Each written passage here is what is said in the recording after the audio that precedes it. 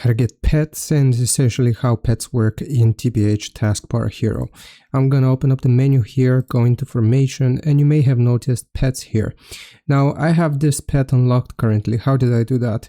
You unlock specific pets by defeating the same mobs in the different levels. So I was just farming this level 3-5, which I am currently on, and it gave me this pet here, the Dark Spirit. Now different pets will have different effects. Currently, as you can see, this one gives me 15% increased stage, boss, chest, drop, chance, multiplier, whatever that means, just basically more chests. And if you want to get a specific pet, you will click on it, and here you can track your progress, so how many you've killed of that specific, or in this case blue golem. And you also have burning skeleton, and you will defeat giant flies to get this one.